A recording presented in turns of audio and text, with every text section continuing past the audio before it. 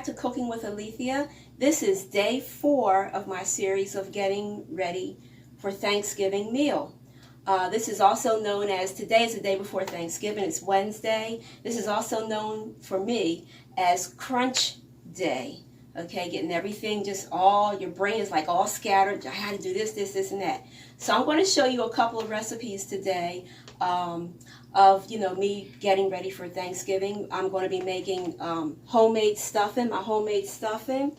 And I'm going to be making one of my desserts for you guys, homemade apple pie. First, we're going to get started on the stuffing. Excuse me. But what I wanted to do is I wanted to show you, I went ahead earlier and made our, this is 2 pounds of homemade macaroni and cheese. It's not into the oven yet, but I wanted to show you guys the final look of it before I put it in the oven. If you want to know how to make my macaroni and cheese, my homemade macaroni and cheese, just click the link up above me and you can see me making my homemade macaroni and cheese. Also, in that link, I'm going to have the recipe or the video that I made, what was it? Pumpkin pie. Pumpkin pie. And the Southern Lemon Pound Cake. Yes, and the Southern Lemon Pound Cake, because that's what I'm going to be making for tomorrow also, is Southern Lemon Pound Cake. And I made that before, so you just click up there and you can see me making that. So we're going to get started. Let me put this aluminum foil over this here. I'm going to put this to rest right now. Since this is done, it just has to go into the oven. So this is going to be resting, getting ready to bake soon. Now for my stuffing, I have, the ingredients are 1 diced onion. I went ahead and cut this up, chopped this up, and I sauteed this in canola oil. But it's 1 diced onion, about 3 or 4 stalks of celery chopped up, mushrooms and green peppers chopped up, and I sauteed this in canola oil. And I put some garlic powder, my staple ingredients, garlic powder, onion powder, and a little bit of adobo in there. Also, my ingredients are 2 cans of cream of chicken soup. I have 2 packages of stovetop turkey stuffing. I have chicken broth. And I went ahead, I make cornbread stuffing. I mix it with the other turkey stuffing here. So I made some a pan of Jiffy cornbread mix right here. And my other ingredients are, of course, my staples, which is the parsley, the garlic, and onion powder, and adobo, and pepper. So we're going to get started with the making of this. Now, usually, sometimes when I make my stuffings, I also put in here, like, I cook the neck of the turkey neck that's inside the turkey, and the giblets that's inside the turkey. I go ahead and I boil the mess out of them. They're nice and tender, and that's part of my gravy. And also the meat from that I used to put in my, sometimes I do, put in my stuffing. But today I'm not going to put that in my stuffing. I'm going to save some of that meat for the gravy when I make my homemade gravy. So, like I said, I went ahead and I made the cornbread here, a pan of the cornbread, and I went ahead and I crumbled it up in big pieces. Now I'm going to mix in here my onion mixture that I told you about. I'm going to mix it up real good. Put it over here. Oh Lord, see, it's okay. Sometimes when you're not in a hurry, but you don't know your own strength, some of your ingredients can pop out, but it's all right, because that was just a little bit of it.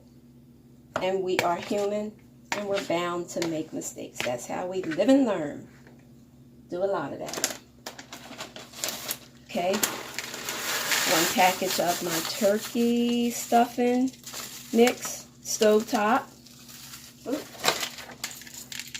Okay. Now, you're going to mix this up good. I also add at the end just a little bit of sugar because I like that sweet taste of my stuffing. Not like a cake sweet, but just a slight sweet taste. It makes it very good. So, And you know, if you want to stuff your turkey, like I said yesterday, you can stuff your turkey with your stuffing. I choose not to. I choose to make it in a pan on the side. I'm going to add another bag here of my turkey stuffing mix from Stovetop. Mixing that up good. Now I'm going to add, look like I don't have a big enough bowl. Going to add 1 can of cream of chicken soup and another can of cream of chicken soup. Sometimes I might add, what is that? Cream of mushroom soup. That's good too. Like 1 can of cream of chicken and 1 can of cream of mushroom. That's good too. And how you know, you can make it to your liking. You can experiment and make it to your liking. I know it's like 1,001 ways of making homemade stuffing. Some people put fruit in there. It's like a little cranberries. One year I did that. I put little cranberries in there. It was good. I liked it. And some people put walnuts in there. My mom used to put oysters in her dressing, her stuffing, excuse me. And some people put sausage in there. In their stuffing. That's good too. I've tried them all. So that's what makes the holiday cooking times great. You can try many different things. I added some garlic powder in this. I'm going to put a little onion powder in this. I found out that onion powder boosts the flavoring of your dishes. And I just recently started using onion powder. I was like, hey, this isn't bad. So that's another ingredient to my list of many seasonings. And sprinkle a little parsley. Why not? Hey, I love parsley. I should be living on a farm, really. And I can grow my own herbs and spices. I mean, I can do it now, but living on a farm, you have more options of doing different things. Okay, so now I am going to put some chicken broth in here. And what you do with the chicken broth, because this is going to, you know, moisten it, your stuffing. So it's like you add, you know, I can't tell you the exact measurements that I add to this because I eyeball this. And I know how I like my stuffing. I like it moist. I don't like my stuffing dry, but also I don't like it really moist. You know, like where it's mushy looking. This is almost just about right how I like it. If you have poultry seasoning, you can put poultry seasoning in your stuffing too, because that'll give it the taste of like a meat, chicken, or turkey. So this is smelling really good. You smell this, Victoria? I don't know what I smell. I just we smell have everything. Many smells in here because we're multitasking here. She's making desserts for a customer that she has, and I'm making Thanksgiving meal, and also I have a customer that I'm making their part of their meal for them. So like today, that's why I say it's crunch time here, the day before Thanksgiving, because this kitchen is going through many different transitions, from dessert to main dishes to, yeah. So by the time Thanksgiving comes, we might not be hungry. Looking at all this food, because we're eating with our eyes right now. So I think a lot of people's like that.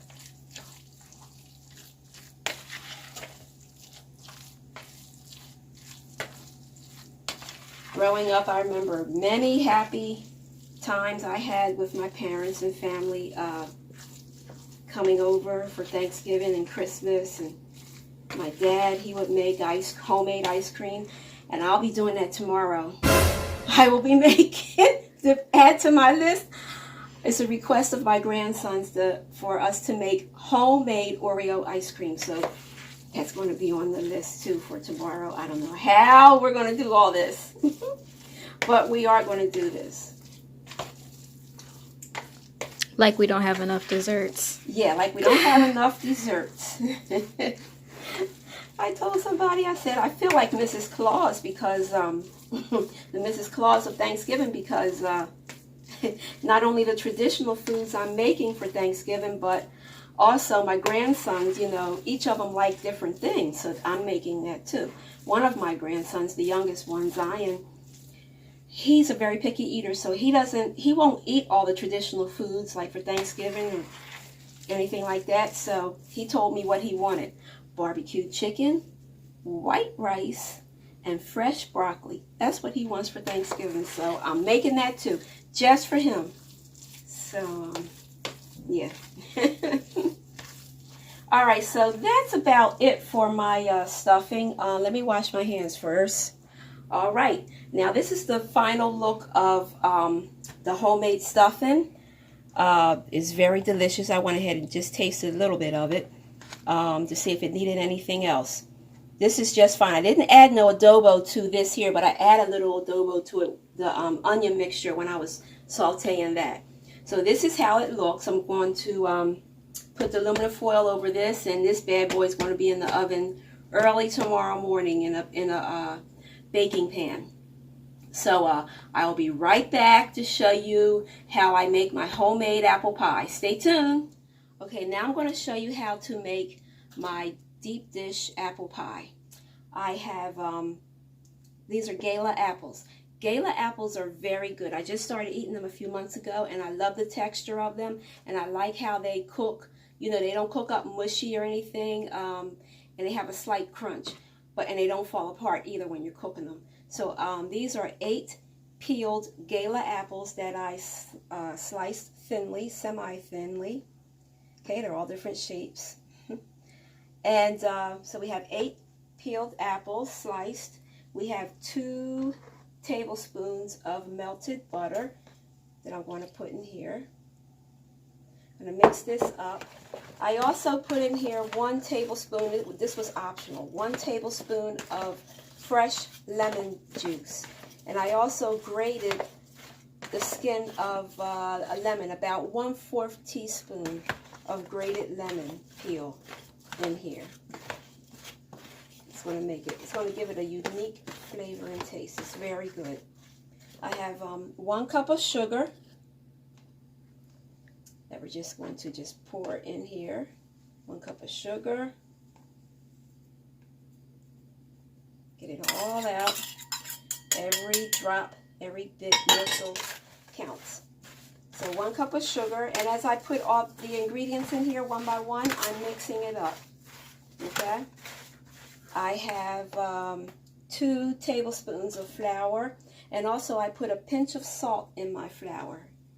So the flour is going to, you know, help to create the sauce and to thicken the sauce. All right? So I'm mixing it all together. I used to make this all the time, especially on Sundays when we come home from church after dinner. I would make homemade apple pie a lot. It was like a comfort food for me. All right, and we have cinnamon here. I think this was like 1.5 teaspoons of cinnamon, ground cinnamon. I did a couple dashes of nutmeg and a dash of ginger in here. All right, so we're going to pour that in there. And if you don't like a lot of cinnamon, you don't have to put, you know, too much cinnamon. You can put like a dash of cinnamon. But I love cinnamon, so hey, that's why I put 1.5 teaspoons. And mix this up really well. Our last ingredient that I almost forgot is vanilla extract. And it calls for 1 teaspoon of vanilla extract, so I'm going to just go ahead and just pour what I think 1 teaspoon is. Or better yet, I'll just use my measuring spoon today. Let's see, this says 1 teaspoon. 1 teaspoon of vanilla extract. Okay. I'm going to mix that all up. And You can either make your pie dough or you can buy like the prepared ones in the store in the freezer section. Sometimes I make them. I used to make them a lot, but you know, as I got busier in life, I started using these guys. So it's all good, but it's still homemade. So see how just this few seconds, how all the ingredients mixed together created the liquid. See that on the bottom? It's like literally liquid. Now, if this is too much mixture for this pie shell, I brought out my little ramekin cup here, and I pour the rest in there. And I can, you know, make that in the oven and just, I won't put nothing on top. I can just have it like that. Okay, I'm going to pour this in my pie shell. And you know what? My couple fell out, but it's all right. You know what? This is all. It's going to take it all. I didn't believe it. I thought it was going to be too much for it. That's very, very good. This is really a deep dish apple pie. But as the apples cook, you know, it'll shrink down some. So, hey, this is goodness in a pie shell. This might be a little bit too much. A little bit. Just a little bit. I'm going to take some out. But I like that syrup though. Anyway, here, we'll take some out. Let's get this one here. Alrighty. It's getting a little better. If it was up to me, I would have had it just overflowing. Hey. That's why it's Thanksgiving. We're thankful for abundance, right? All right, so I think that's good like that. What do you say, Chef? Good? Good. So we're going to, the topping of this, I was pondering in the beginning between making like a crumb topping.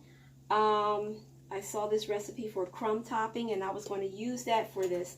And then I decided not to. I think I'm going to just go ahead and I took the other pie shell, because this came two in the package. I took it and we let it thaw out, and then we cut it in strips. So I'm going to make a lattice topping on top. My daughter is going to help me with that. Right, Victoria? Mm-hmm. Okay, we're back, and my daughter made the lattice topping for the pie.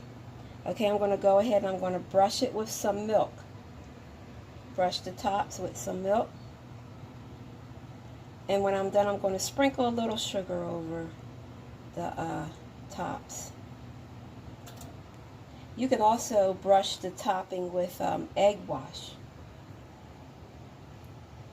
I'm going to put it in the oven. I'm going to bake it at 350 for about 40 minutes, but check it after a half hour to see how it is, because ovens do vary.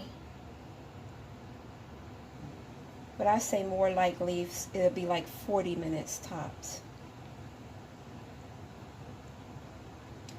So, I'm going to sprinkle with a little sugar once I'm done.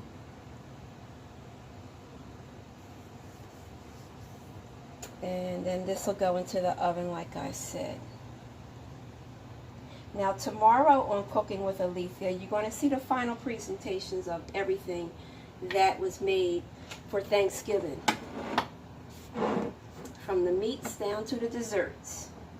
So you can stay tuned for that. So now I'm sprinkling a little sugar over top here with my pie crust. And there you have it. Like I said, stay tuned for tomorrow. It's the big turkey day. Mr. Tom is going to make his appearance. And you'll see the final presentation, like I said, of everything that was made. So everything was done with a labor of love, okay? So have a good day, everybody. Enjoy your day. Don't eat too much. And I will see you tomorrow. Happy Thanksgiving to everyone. I will see you tomorrow. Bye-bye.